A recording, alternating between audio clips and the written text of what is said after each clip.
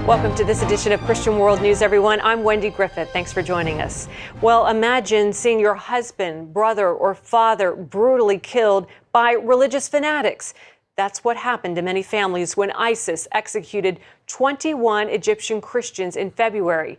While the horrible video led to worldwide outrage, some families are happy that the martyrs kept their faith.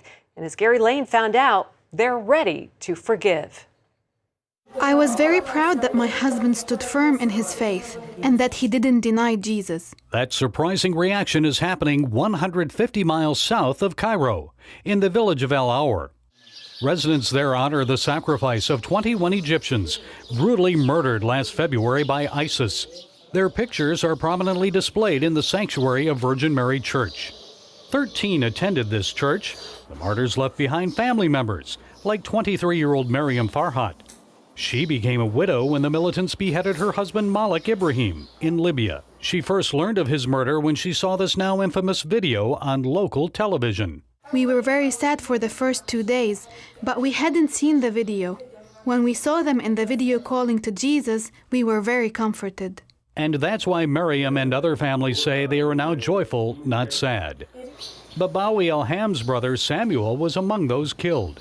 We were always praying that God would make them steadfast in their faith. We were very happy with what they said on the video, Jesus Christ, have mercy on us. When we found out they had been killed for being Christian, we were very comforted because these were God's children and He took them.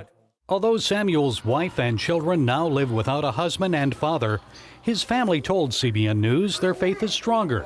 They forgive the jihadists and even pray for ISIS. I pray for them that God may open their heart and they may know the truth and know that what they do is wrong and then do the right thing.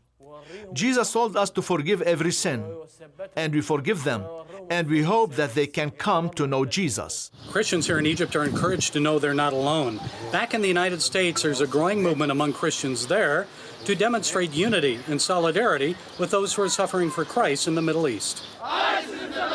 What we thought was, how could we identify and stand in solidarity with our brothers and sisters in Christ who are being brutalized around the world for their Christian faith? What tangible thing could we do? What practical thing could we do? Immediately, orange jumpsuits came to mind. Mahoney and others launched the #Orange Jumpsuit campaign. The movement has expanded to orange scarves, sweaters, and ribbons. It's to remind our brothers and sisters that we love them and we're standing with them, and to remind decision makers here in America and across the globe, the free nations of the world, we cannot be silent on this issue. Mahoney says the response has been amazing. Non-Christians have joined in as well. A Jewish rabbi to stand in solidarity with persecuted Christians is dyeing his beard orange, which I think is incredible, and I can't wait to see that. Miriam was encouraged after she viewed cell phone photos of Americans wearing orange. May the Lord make their love grow and grow. We are very happy with their love. We don't deserve their love. Mahoney says every 5 minutes around the world a Christian is killed for his faith. People don't understand the kind of barbarism and brutality they are going through. And you know, when I visit persecuted Christians in the Middle East, there's one thing they always ask. It doesn't matter if it's Iraq, Syria, wherever it might be, it's this: please remember us. And wearing orange on the job or at church helps people remember them.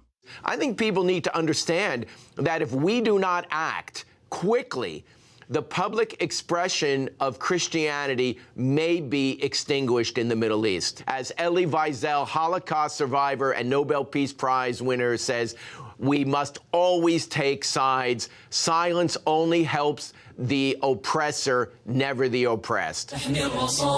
Miriam also has a message for others who have suffered or still face danger from ISIS. Don't be sad or cry. God will support us all. He will fulfill His promise that He is the father of the orphans and the widows. Gary Lane, CBN News, Cairo, Egypt.